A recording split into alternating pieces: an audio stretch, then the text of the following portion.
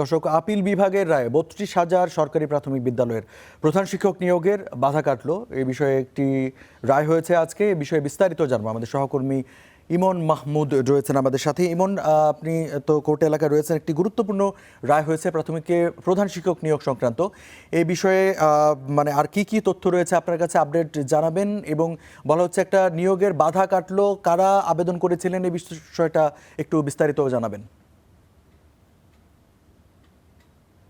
রঞ্জু, ২০১৩ সালের ১লা জানুয়ারি মূলত প্রায় ২৬,০০০ বেসরকারি প্রাথমিক বিদ্যালয়, সেই বিদ্যালয়গুলোকে জাতীয়করণ করা হয়। তবে সেখানে শর্ত ছিল যে তাদেরকে যেদিন থেকে জাতীয়করণ করা হলো সেদিন থেকে তাদের জ্যেষ্ঠতা গণ্য করা হবে। তবে যারা বিভিন্ন দায়িত্বে ছিলেন, অর্থাৎ যারা এতদিন বেসরকারি বিদ্যালয়ের প্রধান শিক্ষক হিসেবে দায়িত্বে ছিলেন অথবা জ্যেষ্ঠ শিক্ষক ছিলেন, তাদের দাবি ছিল যে না, তারা যেদিন থেকে বেসরকারি বিদ্যালয়ের নিয়োগ পেয়েছেন সেদিন থেকেই যেন তাদের জ্যেষ্ঠতা কাউন্ট করা হয়।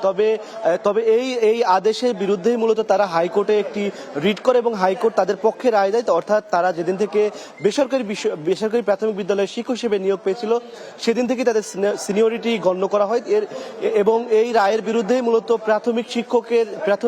সরকারি প্রাথমিক বিদ্যালয়ে যারা শিক্ষক হিসেবে দায়িত্বে ছিলেন তারা এই রায়ের বিরুদ্ধে আপিল করে এবং সেই আপিলেরই রায় হলো।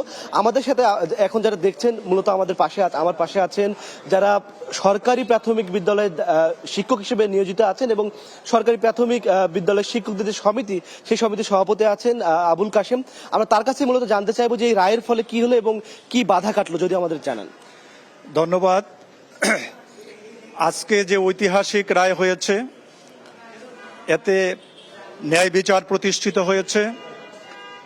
দীর্ঘ ১৭ বছর যাবৎ সিনিয়র সহকারী শিক্ষক ও চলতি প্রধান শিক্ষকের এই বন্ধ। আজকে যে রায় হয়েছে এতে করে প্রাথমিকে যে প্রায় ৩৪,৫০০ প্রধান শিক্ষকের পদ শূন্য হয়েছে সেখানে এখন আর পদোন্নতি দিতে কোনো বাধা নেই।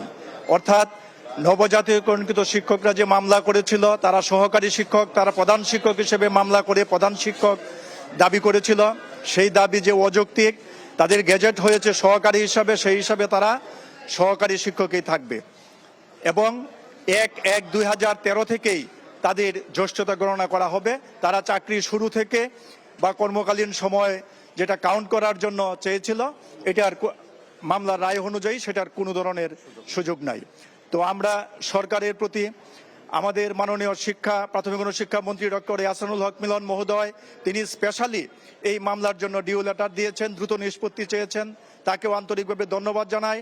এখন সারা দেশের এই ৪ লক্ষ শিক্ষকের প্রাণের দাবি এই ১৭ বছর বন্ধ থাকা পদোন্নতি যেন অনতিবিলম্বে এবং দ্রুত চালু করা হয় একযোগে সারা দেশে। এইটাই এখন আমাদের সরকারের কাছে প্রত্যাশা। আশা করি সরকার সেই দিকে সদয় সুদৃষ্টি প্রদান করবে এবং দ্রুত পদোন্নতি প্রদান করবে। এই রায় না হলে মূলত কি ধরনের জটিলতা সরকারি প্রাথমিক বিদ্যালয়গুলোতে হচ্ছিল সেগুলো আপনার কাছে জানবো। একটা প্রতিষ্ঠান প্রধান ছাড়া, পরিচালক ছাড়া যেমন কোনো কিছুই চলে না, ঠিক একইভাবে যেখানে প্রায় অর্ধেক ৩৪,৫০০ প্রধান শিক্ষকের পদ শূন্য, সেই জায়গায় মানসম্মত প্রাথমিক শিক্ষা ব্যাহত হচ্ছিল।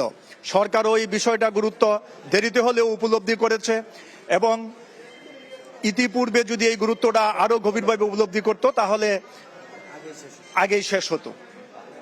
রঞ্জু, আমরা যেমনটি জানাচ্ছিলাম যে মূলত হাইকোর্টের ওই রায়টির ফলে সরকারি প্রাথমিক বিদ্যালয়গুলোতে প্রাথমিক প্রধান শিক্ষক নিয়োগ সংক্রান্ত বেশ কিছু জটিলতা ছিল। আপিল বিভাগের রায়ের ফলে সেই জটিলতা কাটলো বলেই মনে করছেন যারা সরকারি বিদ্যালয়ের শিক্ষক হিসেবে নিয়োজিত ছিলেন।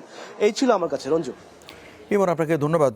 ঠিক তাই, আসলে প্রধান শিক্ষকরা বলছিলেন যে তারা নিয়োগ পাওয়ার ক্ষেত্রে বা তারা যেই পদোন্নতির ক্ষেত্রে একটা বাধার সম্মুখীন হচ্ছিলেন এবং তারা সেই বাধাটা কাটানোর জন্য রায় পেয়েছেন এবং রায়ে তারা সন্তুষ্ট, এমনটা জানাচ্ছিলেন আমাদের সহকর্মী ইমন মাহমুদের মাধ্যমে। দর্শক, আপনাদেরকে জানিয়ে দিচ্ছিলাম।